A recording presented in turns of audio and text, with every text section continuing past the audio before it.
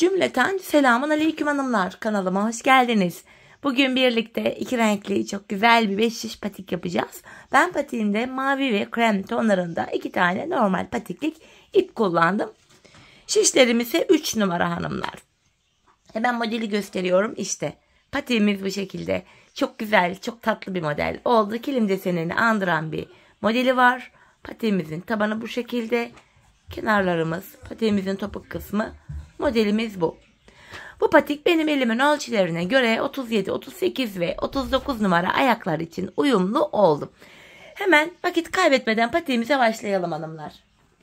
Patiğimize burun kısmından başlayacağız. Her zamanki gibi renkli ipim ile başlıyorum. Mavi ipim ile 12 ilmek olarak 12 ilmeğimi atıyorum. Birinci ilmeğim 2, 3, 4, 5, 6, 7, 8, 9, 10, 11 ve bir ilmek daha atıyorum 12. 12 ilmeğimi attım. Geri dönüyorum. Geri döndüğümüzde hanımlar arka yüzdeyiz. Arka yüzde ilk ilmeğimi örmeden alıyorum. Devamında gelen diğer ilmeklerimi ters olarak örüyorum. Bu şekilde hepsini ters örüyorum. Sonuncu ilmeğimi de yine ters ördüm. Geri dönüyorum. Ön yüzdeyiz. Bu aşamada artık 5 şişe geçiş yapacağız ve düz örgü uygulaması yapacağız hanımlar. İlk ilmeğimi örmeden aldım. Şu ikinci ilmeğim 3, 4, 5, 6. Kalan 6 ilmeğimi de ikinci şişimle öreceğim. 12 ilmeğim vardı. 6'şar 6'şar 2 şişime eşit olarak ilmeklerimi paylaştırdım. Şimdi hanımlar hiç geri dönmeden ilk başladığımız yerden 3. şişime ilmekler çıkaracağım. İlk ilmeğimi hemen şu kenardan ilmeğin iki kanadına birden girerek çıkarıyorum. Diğer ilmeklerimi de başlangıç yerim biraz sık olduğu için tığ yardımıyla çıkaracağım. Şöyle başlangıç yerlerine girerek ilmek çıkartıyorum, şişime takıyorum. Bakın 2 ilmeğim oldu burada. Şu 3. ilmeğim. Başlangıç yerine ilmeğin iki kanadına birden girerek ilmek çıkartıyoruz. Şişimize takıyoruz. 4 ilmeğim oldu. Şu 5. ilmeğim. Şu da 6. ilmeğim. Şimdi bir 6 ilmek daha çıkartacağım. Onu da 4. şişime takacağım. Şu 1. ilmeğim. Şu 2. ilmeğim. 3, 4, 5 ve bir ilmek daha çıkartıyorum kenardan 6. 4 şişimizde de hanımlar 6 ilmeğimiz oldu. Şimdi 5. şişimi aldım. Bir sıra boyunca ilmeklerimi düz olarak öreceğim. 5 şiş patikte bir sıra dediğimiz olay şudur. 4 şişimizdeki ilmeklerimizi de örüp tamamlayınca bir sıra örmüş oluyoruz. 2. şişimdeyim. Boşalan şişimiz ile sıradaki şişteki ilmeklerimizi örüyoruz. 2. şişimdeki 6 ilmeğimi de yine düz olarak örüyorum. 3. şişime geldim. Yine burada da ilmeklerimi örüyorum düz olarak. 4. ve sonuncu şişime geldim. Buradaki ilmeklerimi de düz örüyorum. Böylece bir sırayı tamamlamış oluyoruz hanımlar. 4 şişimizdeki ilmeklerimizi de ördük. Şimdi artırma zamanı. Patik burnumuza şöyle baktığımız anda artırma işlemini şu sağ ve sol kenardan yapıyoruz. Bu orta kısımdan artırma yapmıyoruz. İlk şişimizdeyiz. Kenarımız hemen bu sağ tarafta. İlk 2 ilmeğimi örüyorum. Şu 1, şu da 2. ilmeğim. Hemen ardından 2. ilmeğimin altındaki hemen şu ilmeğimin kenarına giriyorum. Buradan aldığım ilmeğimi düz ördüm. Kalan 4 ilmeğim düz örülüyor. İlk şişimde artırmamı yaptım. 7 ilmeğim oldu. 4 şişteki ilmek sayıları da eşit olacak. Şimdi 2. şişimdeyim. Şöyle baktığımız anda kenar burada da sol tarafa düşüyor. Burada da son 2 ilmeğim kalana kadar öreceğim. Kenardan artırmamı yapacağım. Bakın hanımlar sondan 2. ilmeğimin altındaki şu ilmeğimin kenarına giriyorum ve buradan aldığım ilmeğimi düz ördüm. Kalan 2 ilmeğim düz örülüyor. 2. şişimde de 7 ilmeğim oldu. 3. şişime geldim. Kenar hemen başta. İlk 2 ilmeğimi öreceğim. Ardından 2. ilmeğimin altındaki şu ilmeğimin kenarına giriyorum. Buradan aldığım ilmeğimi de düz ördüm. Kalan 4 ilmeğim düz örülüyor. 3. şişimde de 7 ilmeğim oldu. 4. ve sonuncu şişime geldim. Burada da kenar sol tarafta. Son 2 ilmeğim kalana kadar öreceğim. Kenardan artırmamı yapacağım. Bakın hanımlar, sondan ikinci ilmeğimin altındaki şu ilmeğimin kenarına girdim ve buradan aldığım ilmeğimi düz olarak örüyorum. Kalan 2 ilmeğim yine düz örülüyor. 4 şişimizde de 7'şer ilmeğimiz oldu. Bir sıra artırma yaptık. Şimdi bir sıra 4 şişimdeki 7 ilmeğimi de artırma yapmadan öreceğim. Bir sıra artırma yaparken bir diğer sırada ilmekleri artırma yapmadan düz olarak örüyoruz. Sebebi şu: her sırada artırma yaparsak şayet patik burnumuz bir anda açılma yapar ve hoş bir görüntü olmaz. İkinci şişimdeki 7 ilmeğimi de yine ördüm. Üçüncü şişime geldim. 3 ve 4. şişimdeki ilmeklerimi de düz olarak öreceğim. Bu düz ilmeklerimi örerken artırma işlemini sizlere kısaca tekrar etmek istiyorum. Artırma işlemini 1. ve 3. şişimizde ilk 2 ilmeği ördükten sonra yapıyoruz. 2. ve 4. şişimizde de son 2 ilmek kalana kadar örüp öyle artırmalarımızı yapıyoruz. Evet hanımlar, bir sıra ilmeklerimizi düz ördük. Başlangıç yerine geldik. Tekrardan artırma yapacağız. Şöyle ilk şişimdeyim. Kenarımız hemen sağ tarafta. İlk 2 ilmeğimi örüyorum. Ardından ikinci ilmeğimin altındaki hemen şu ilmeğimin kenarına girdim ve buradan aldığım ilmeğimi örüyorum. Kalan 5 ilmeğim düz örülüyor. Birinci şişimde böylece 8 ilmeğim oldu. İkinci şişime geldim. Burada da kenarımız sol tarafta. Son 2 ilmeğim kalana kadar öreceğim. Artırmamı yapacağım. Bakın, sondan ikinci ilmeğimin altındaki şu ilmeğimin kenarına giriyorum ve buradan aldığım ilmeğimi düz ördüm. Kalan 2 ilmeğim düz örülüyor. Böylece ikinci şişimde de 8 ilmeğim oldu. Üçüncü şişime geldim. Kenarımız hemen başta. İlk 2 ilmeğimi öreceğim üçüncü şişimde. Ardından ikinci ilmeğimin altındaki şu ilmeğimin kenarına giriyorum ve buradan aldığım ilmeğimi düz ördüm. Kalan 5 ilmeğim düz örülüyor. Böylece ilk 3 şişimde 8'er tane ilmeğim oldu. 4. ve sonuncu şişime geldim. Kenar sol tarafta.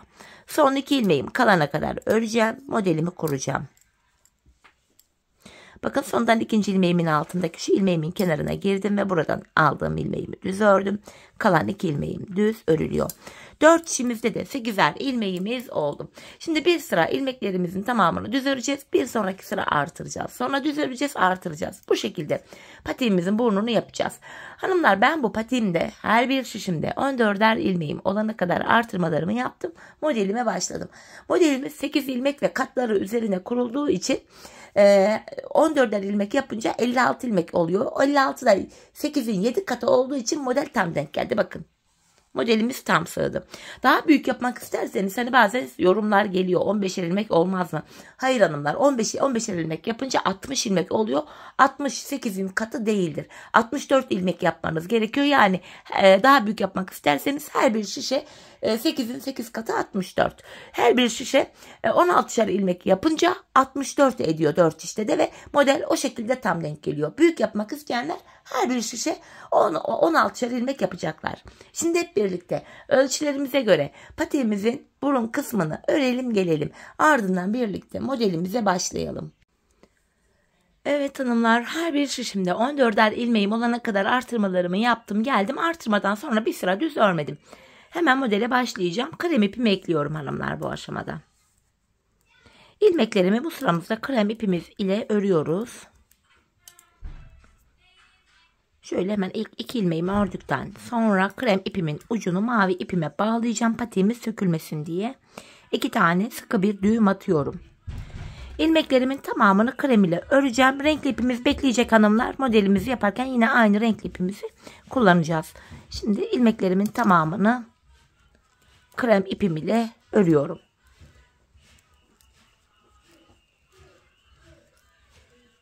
Bu şekilde hanımlar. İlk şişimizi ördüm. Şimdi diğer 3 şişimizi de öreceğiz. Bir sıra olacak. 2 sıra örmemiz gerekiyor modelden önce. Yani bu bölümü yapıyoruz. Şimdi 4 şişimizdeki ilmeklerimizi de 2 sıra boyunca 2 kere derken 4 şişimizi bir kere dolanacağız. Ardından bir kere daha krem ipimizle dolanacağız. 2 sıra olacak. 2 sıra bu şekilde örelim ve gelelim. Evet hanımlar, ilmeklerimi 2 sıra boyunca krem ipim ile düz ördüm ve geldim. Şimdi modelimize başlayacağız. Modelimizde hanımlar ilk şişimizde 1. sıradayız. İlk sıramızı yapacağız. Öncelikle ilk 3 ilmeğimi krem ile örerek başlıyorum. 3 ilmek krem. Ardından mavi ipimi alıyorum. 3 kremden sonra 4 tane mavi öreceğim. 1, 2, 3, 4. 3 tane krem ile başladık. 4 mavi ördük. Model şöyle devam ediyor. 4 krem 4 mavi olacak şekilde devam edecek.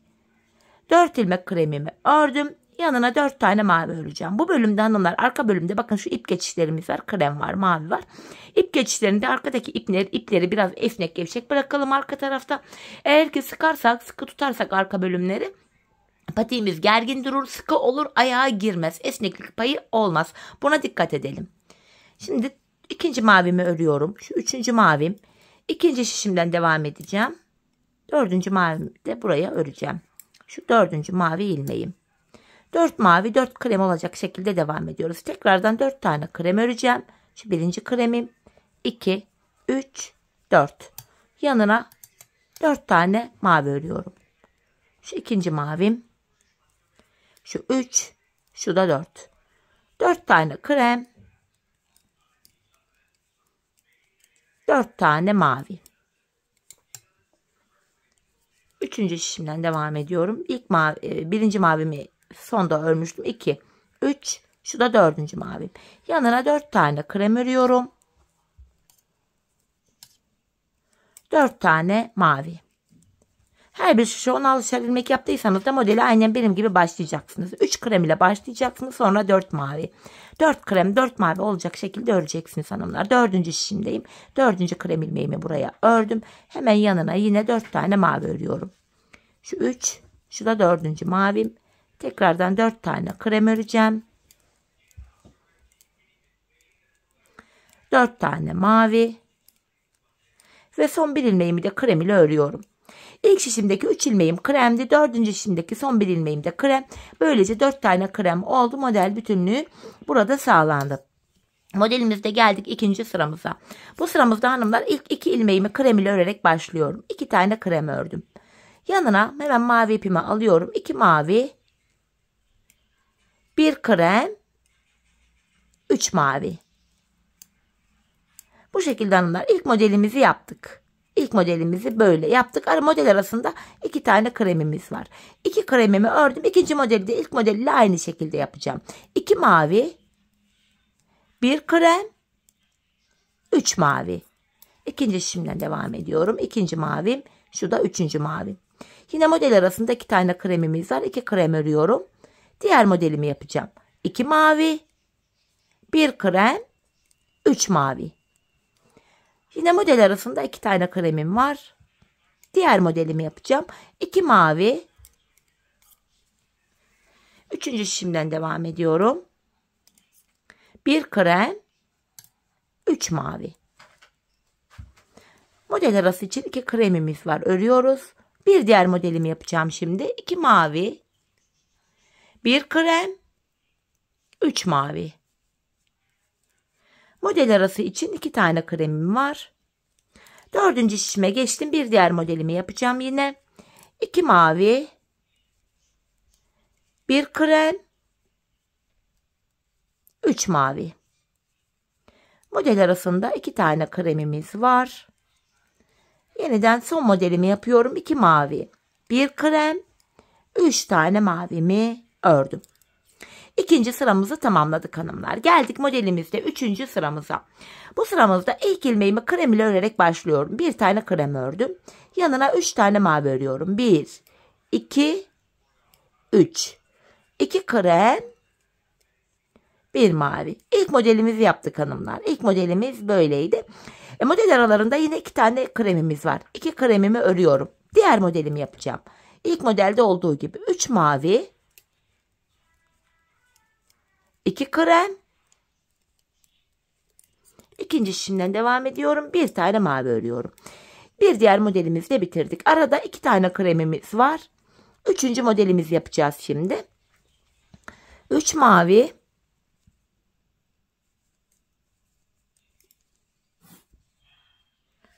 Yanına 2 krem. 1 mavi. Yine model arasında 2 tane kremimiz var. 1, 2. Bir diğer modelimi yapıyorum. 3 mavi.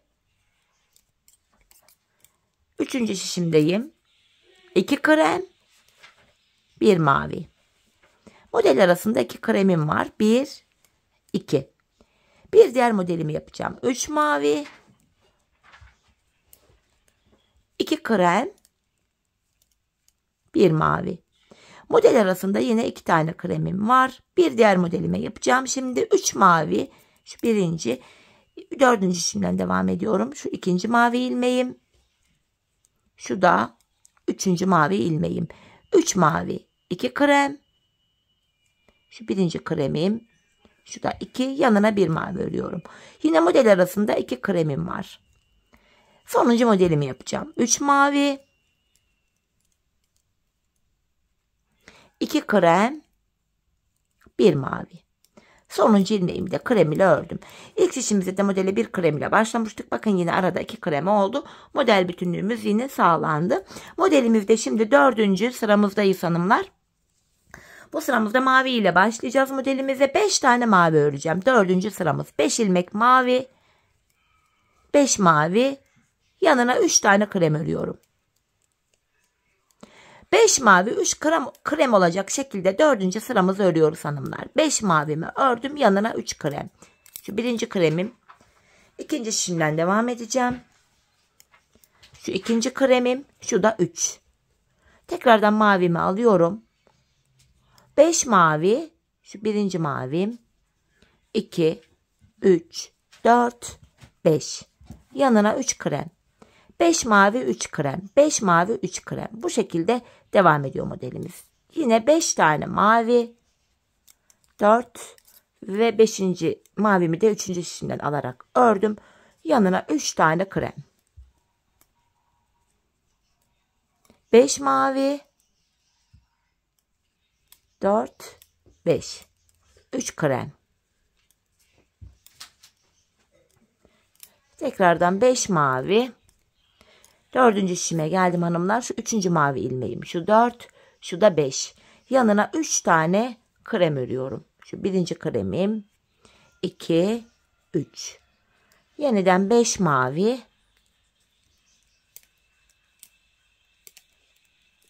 Son 3 ilmeğimi de krem ile örüyorum. Modelimizde hanımlar böylece 4. sıramızı tamamladık. Geldik modelde 5. sıramıza. Bu sıramızda krem ipimizi kullanmayacağız. Krem ipimiz beklesin. Mavi ipimiz ile ilmeklerin tamamını düz olarak öreceğiz. Modelimizde 5. sıramız bu şekilde. İlmeklerimizin tamamını mavi ipimiz ile düz olarak örüyoruz. Bu şekilde hanımlar. İkinci şişime geldim. Burada da yine ilmeklerimi mavi ile düz örüyorum.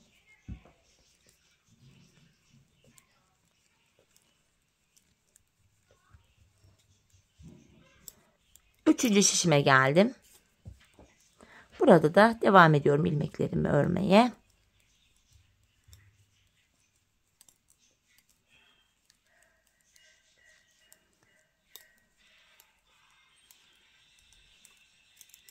Bu şekilde hanımlar. Görüntümüz böyle şimdilik.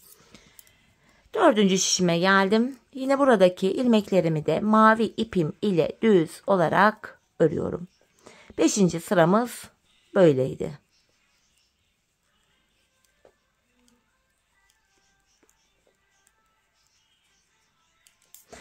Evet hanımlar, 5. sıramızı tamamladık. Geldik modelde 6. sıramıza. 6. sıramızda da ilmeklerimizin tamamını mavi ipimiz ile yine düz olarak öreceğiz. 2 sıra boyunca ilmekler düz örülüyor. 5. ve 6. sıramızda.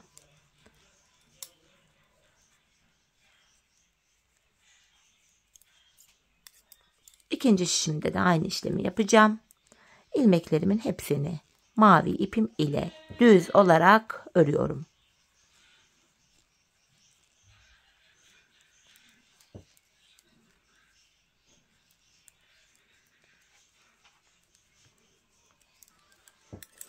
Üçüncü şişime geldim. Burada da ilmeklerimi aynı şekil örmeye devam ediyorum.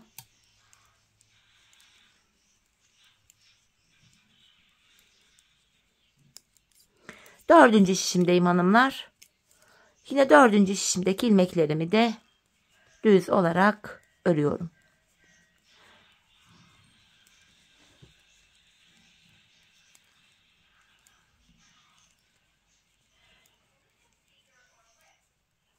6. sıramızı böylece tamamladık. Şimdi geldik modelimizde 7. sıramıza.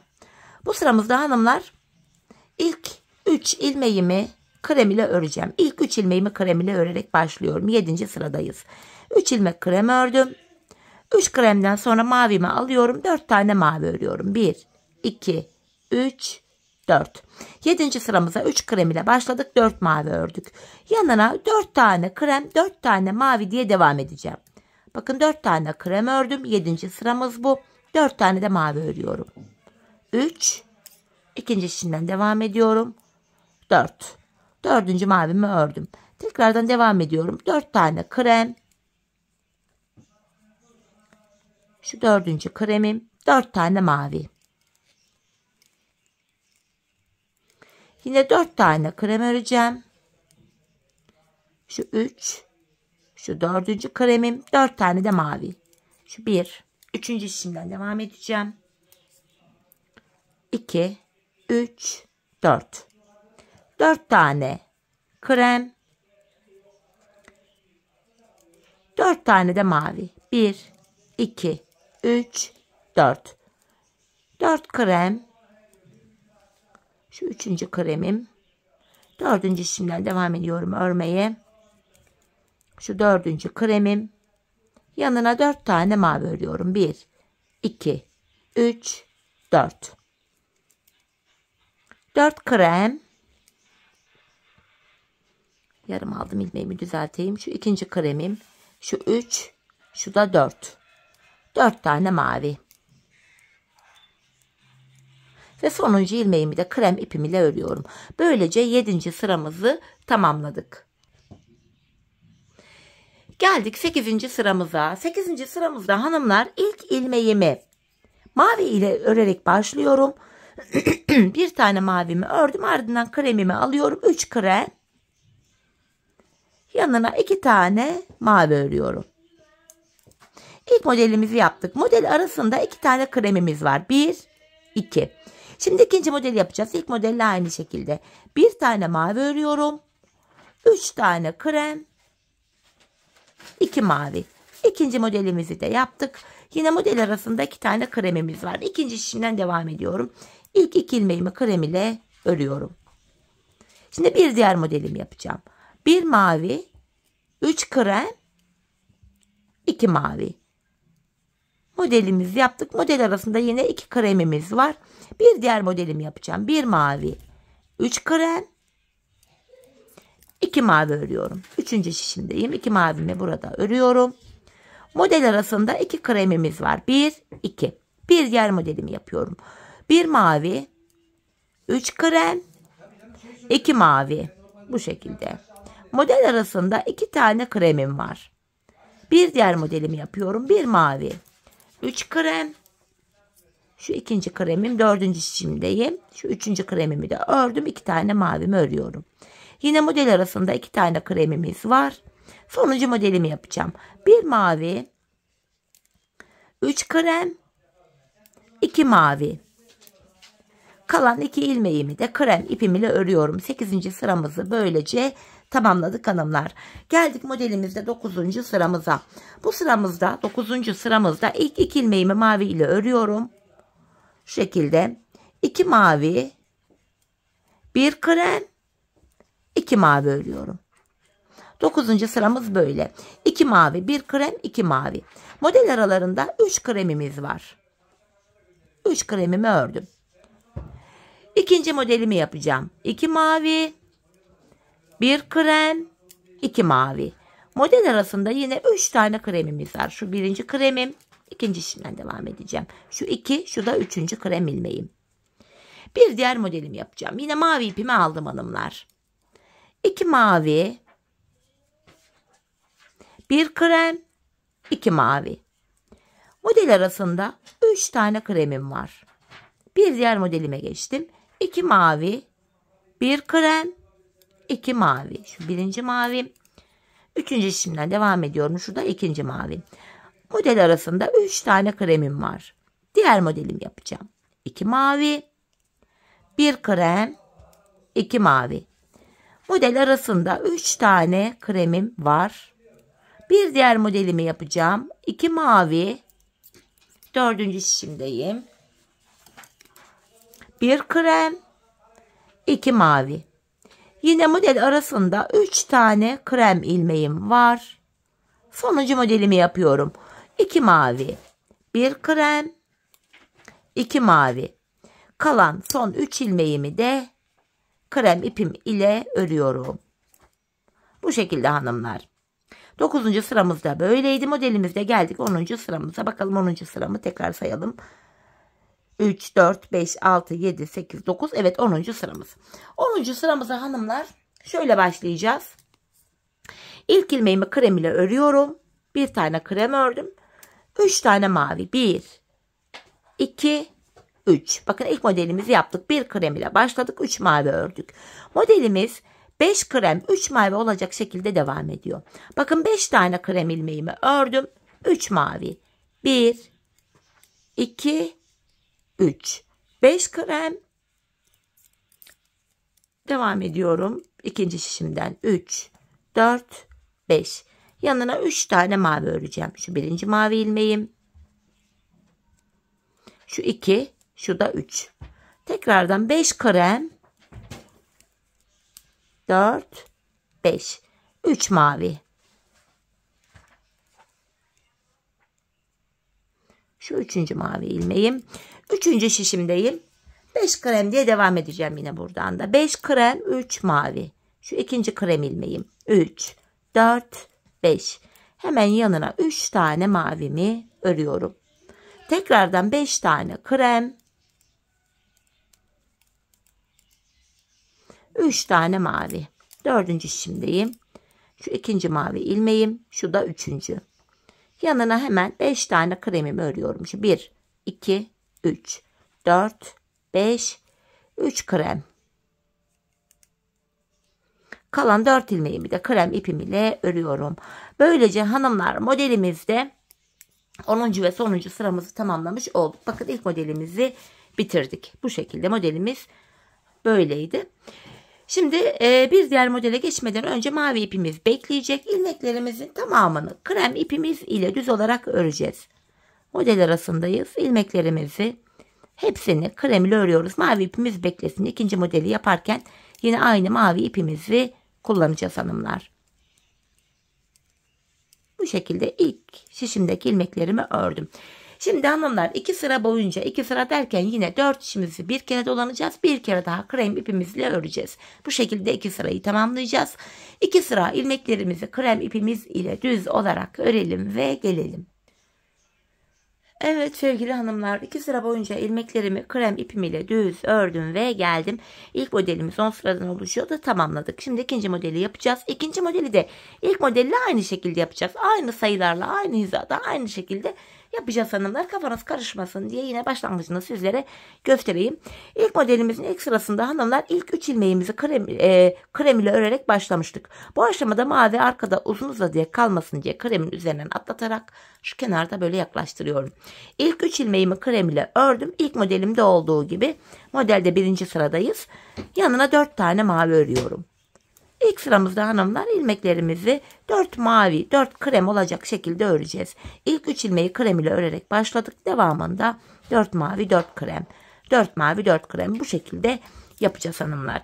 Bu aşamada alt modeli yaptığımız modele bakarak diğer ikinci modeli yapabilirsiniz. Modele bakarak yapamayanlar da olabilir.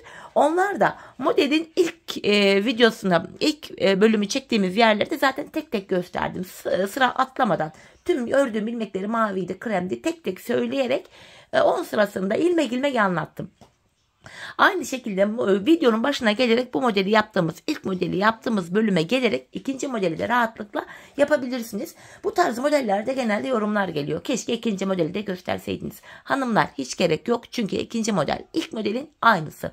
Birebir aynı. İkinci modelde yine 10 sırada ilk modelde olduğu gibi tamamlayacağız. Yine ikinci modelimiz de bittikten sonra hanımlar 4 şişimizdeki ilmekleri tekrar krem ipimiz ile örelim gelelim, düz olarak örelim gelelim. Sonrasında birlikte bilek ayrımına geçeceğiz. Evet hanımlar, ikinci modelimi de ilk modelim ile aynı şekilde ördüm geldim. Modelimi bitirdikten sonra da 4 çimdeki ilmeklerimi şöyle yakından göstereyim. 2 sıra krem ipim ile düz ördüm. Şimdi krem ipimi bırakıyorum. Mavi ipimi aldım elime. Bilek ayrımına ön hazırlık olsun diye ilmeklerimin tamamını hanımlar bu sıramızda mavi ipimizle öreceğiz. Artık krem ipi de kesip arkaya bağlayabiliriz.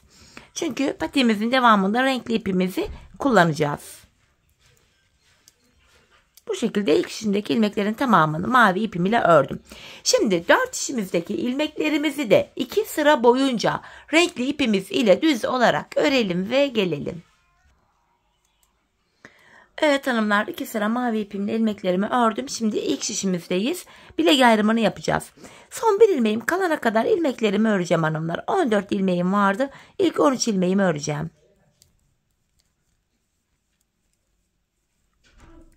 Bakın burada son bir ilmeğim kaldı. Bu sonuncu ilmeğimi ikinci şişimdeki ilk ilmek ile yer değiştirerek örüyorum. Şöyle. Yer değiştirdiğim ilk ilmeğimi ilk şişimle ördüm.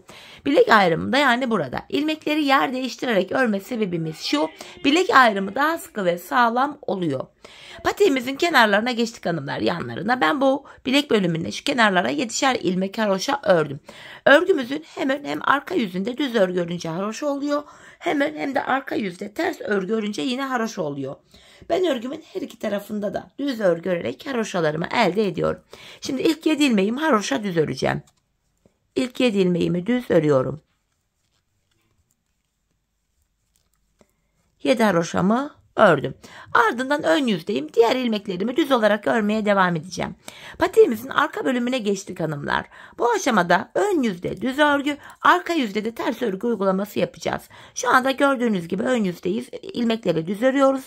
Bilek ayrımı yaptığımız yere kadar öreceğiz. Ardından geri döneceğiz. Geri döndüğümüzde de arka yüzde olacağımız için ilmekleri ters öreceğiz. Sadece kenarlardaki 7'şer ilmek haroşalarımızı haroşa olarak öreceğiz.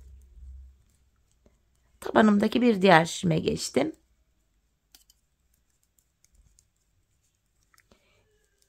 Yine buradaki ilmeklerimi de düz örüyorum.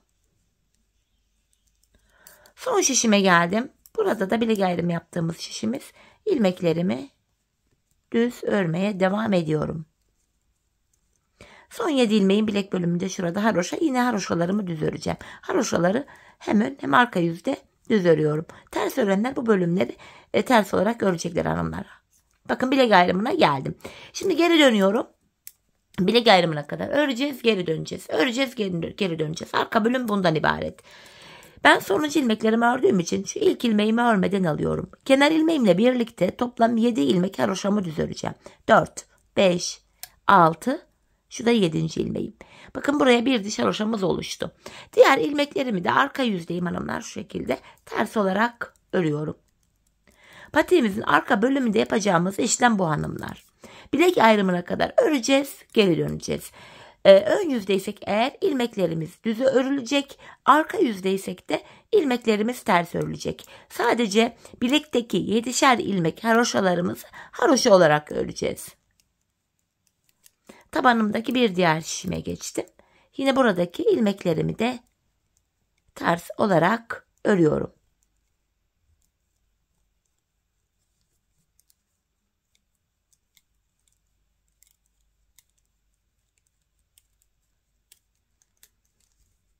Bir diğer şişime geldim. Bilek ayrımı yaptığım şişim. Burada da son 7 ilmek kalana kadar ters öreceğim hanımlar. Son 7 ilmeğim haroşa olduğu için onları düz öreceğim. Bakın son 7 ilmeğim kaldı şişimde. Bunlar bilek bölümündeki haroşalarım. Gördüğünüz gibi düz örüyorum. Haroşa düşüyor böylece. Sonuncu ilmeğimi de yine ördüm. Bakın bilek ayrımına geldik. Tekrar geri dönüyoruz. İşlem bu. Bilek ayrımına kadar örüyoruz, geri dönüyoruz. Yine ilk ilmeğimi örmeden aldım. Kenardaki 7 ilmek haroşam düz örülüyor yine. Diğer ilmeklerimi de ön yüzdeyim. Diğer bilek ayrımına kadar düz öreceğim. Ardından geri döneceğim. Arka yüzde de ters öreceğim. Patiğimizin arkası bundan ibaret. Şöyle baktığımız anda buralarda birer diş haroşamız oluştu bile. Hanımlar, ben bu patiğimde şu kenarlara toplamda şu haroşa dişlerini sayacak olursak 15 diş, 15 sıra haroşa yaptım. Benim ölçülerime göre de tam geldi. Gördüğünüz gibi manken ayağı da tam oldu. Şöyle de göstereyim. Bu aşamada hanımlar sizler patiğinizi ayağınıza giyerek ölçün, deneyin, o şekilde yapın. Patiğinizi ayağınıza ölçerek yaparsanız patik ayağınıza tam olur. Ben arkaya 15 yaptım ama belki siz 17, belki 18 yapacaksınız. Belki 13, belki 14. Tamamen ölçülerinize göre, örgünüze göre, şişinize göre, ipinize göre bu sayı değişiklik gösterebilir. Mutlaka ama mutlaka ayağınıza ölçün. Arka bölümü topuğunuzun kenarına gelene kadar, buraya kadar örmeniz gerekiyor. Bu mutlaka hanımlar, bu tavsiyelerime uyun, göz ardı etmeyin, ayağınıza deneyin. Şimdi hep birlikte patiğimizin arka bölümünü ölçülerimize göre örelim gelelim. Ardından birlikte topuğumuzu keselim. Evet hanımlar, patiğimin arka bölümünü ördüm geldim. Bu aşamada bilek ayrımından sonra bakın şu bölüm genişlediği için ilmeklerin hepsi tek şişte toplanacak duruma geldi. Bakın böyle dümdüz duruyor. Bu aşamada şöyle ön yüzden baktığımız anda sol tarafa 24 ilmek ayırdım. Topuk kesiminde bana kolaylık sağlasın diye kalan ilmeklerin hepsini de sağ şişime taktım. Şimdi topuğumuzu yapacağız. Topuk bölümünde kenardaki 7 ilmek haroşamızı yine haroşa olarak öreceğiz. Model bütünlüğü sağlansın diye. Öncelikle 7 haroşamı örüyorum. Ön yüzdeyim. İlmeklerimi düz olarak ve sayarak örmeye devam edeceğim. 7 haroşamı örmüştüm. Şu 8. ilmeğim. 9, 10, 11, 12, 13, 14, 15, 16, 17, 18, 19, 20, 21, 22, 23. İlk 23 ilmeğimi normal ördüm. 24. ilmeğimi örerken şu öndeki 2 ilmeği alıyorum. İkisini keserek örüyorum. 23 ilmek ördüm. 24. de kesim yaptım. Zaten bu sol tarafa da 24 ilmek ayırmıştık. Topuğumuz için orta kısma baktığımız anda burada da 7 ilmek kaldı. Buradaki 7 ilmeğimiz her seferinde birer birer kesilerek eksilecek, bitecek. Böylece topuğumuz oluşacak. Şimdi yapacağımız işlem şu. Kesim yaptıktan sonra geri dönüyoruz. Arka yüzdeyiz. Yine ilk ilmeğimi örmeden alıyorum. Arka yüzde olduğum için diğer ilmeklerimi ters olarak örüyorum. Sadece kenardaki son 7 ilmeğim haroşa olduğu için son 7 ilmeğimi düz öreceğim. Bakın son 7 ilmeğime geldim. Haroşalarımı düz olarak örüyorum. Tekrar geri döndük. Ön yüzdeyiz. Bir önceki sırada yaptığımız işlemin aynısını yapacağız. Yani ilk 23 ilmeğimizi öreceğiz. 24.'yü örerken kesim yapacağız. 7 haroşamı ördüm. Sayarak gidiyorum. 8, 9, 10, 11, 12, 13, 14, 15, 16, 17, 18, 19, 20, 21, 22, 23. 23 ilmeğimi ördüm. 24. örerken yine öndeki ikisini alıyorum. Keserek örüyorum. İkinci kesimimizi de yaptık. Bir önceki sırada bu arada 7 ilmek vardı. Şimdi baktığımız anda kesimlerden sonra 1 ilmek eksildi. 6 ilmek kaldı. Şimdi yapacağımız işlem şu. Tekrar geri döneceğiz. Arka yüzde ilmeklerimizi öreceğiz. Ön yüzde yeniden ilk 23 ilmeği öreceğiz. 24. de kesimimizi yapacağız. Biz bu kesme işlemine şu arada kalan 6 ilmeğimiz birer birer eksilip bitene kadar devam edeceğiz. Şimdi hep birlikte patiğimizin bu topuk bölümünü sizlere tarif ettiğim gibi örelim ve gelelim. Evet hanımlar, patiğimin topuğunu sizlere tarif ettiğim gibi ördüm geldim. İlk başta sol tarafa 24 ilmek ayırmıştık. Kesimlerden sonra sağ şişimizde de 24 ilmeğimiz kaldı. Yani her iki şişimizdeki ilmek sayıları da birbirine eşit. Eğer ki sizler hanımlar söylemek istiyorum. Topu yaparken söylemeyi unuttum. Şimdi çok özür dilerim. Şimdi söylüyorum hemen. Her bir şişe 16'şar ilmek yaptıysanız, şayet modeli bu şekilde kurduysanız sol tarafa 28 ilmek ayıracaksınız. Bu sağ tarafta da 27 ilmek örüp öreceksiniz. 28.'yi örerken kesim yapacaksınız hanımlar. Bu şekilde yine topuk bölümünde arada 7 ilmek kalacak. O 7 ilmek bitene kadar aynı şekilde 27 ilmek örüp 28.'yi örerken kesim yapacaksınız. Kesimler sonunda da sol tarafa 28 ilmek ayırdığımız için sağ tarafta da yine 28 ilmeğiniz kalacak. İlmek sayıları topuk bölümünde 16'şer ilmek yaparsanız bu şekilde düzenlenecek, bu şekilde ayarlanacak. Topuğunu yaparken söylemeyi unuttum. Özür dilerim, kusura bakmayın. Şimdi bu aşamada yapacağımız işlem şu. Patiğimizin düz tarafı içeride, ters tarafı da dışarıda olacak şekilde ikiye katlıyorum. Ben bu aşamada tığ ile kolay kesim yapabildiğim için tığımı aldım. İlk kesimim şöyle. Benden taraftaki şişten bir ilmek, ikinci şişten de bir ilmek alıyorum. İkisini birlikte topladım. Diğer kesimlerimi de şöyle yapacağım. Benden taraftaki şişten bir ilmek, ikinci şişten de bir ilmek alıyorum. İkinci şişten aldığım ilmeği ilk şişten aldığım ilmeğin içinden geçirdim. Tığımdaki ilmekleri topluyorum. Benden taraftaki şişten bir ilmek, ikinciden de bir ilmek alıyorum. İkinciden aldığım ilmeği ilk şişten aldığım ilmeğin içinden geçirip tığımdaki ilmekleri topluyorum. Karşılıklı olarak şişlerimizden birer tane ilmek alıyoruz ve ikinci şişten aldığımız ilmeği ilk şişten aldığımız ilmeğin içinden geçiriyoruz. Tığımızdaki ilmeklerimizi topluyoruz. Kesme işlemini bu şekilde gerçekleştiriyoruz hanımlar. Her iki şişimizdeki ilmek sayıları da eşit olduğu için kesme sonucunda ilmeklerimiz de aynı anda bitecek. Gizli kesim olduğu için izi bile belli değil ve her iki patiğimizin topuk yönü de aynı tarafta oluyor. Yani topuğu hem sağ ayak hem sol ayak patiğimizin topuğu aynı tarafa kesiliyor hanımlar. Sırasıyla şişlerimizden birer tane ilmek alıyoruz. İkinci şişten aldığımız ilmeği ilk şişten aldığımız ilmeğin içinden geçiriyoruz.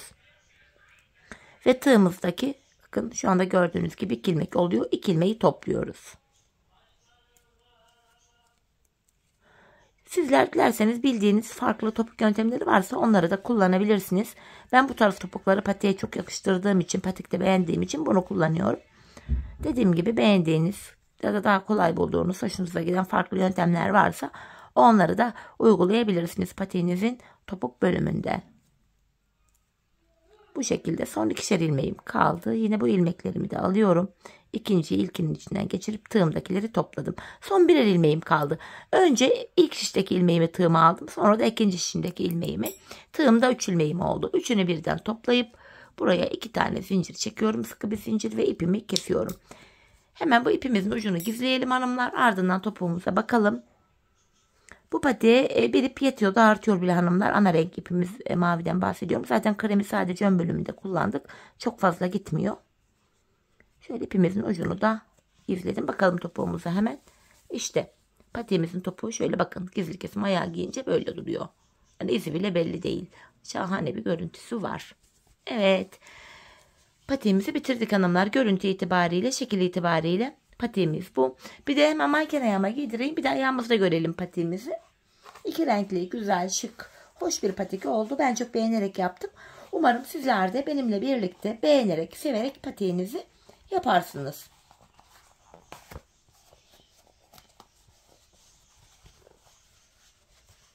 Evet, şöyle mankenime de giydirdim. Ayaktaki halinde birlikte görelim. Bu şekilde birlikte yapmış olduğumuz patiğimiz.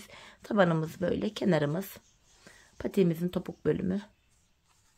Bu şekilde. Evet hanımlar, yine birlikte güzel bir modelin daha sonuna geldik. Umarım sizlere faydalı, hoş bir video olmuştur. Yeni modellerde, yeni videolarda buluşmak dileğiyle. Şimdilik hoşça kalın, sağlıcakla kalın.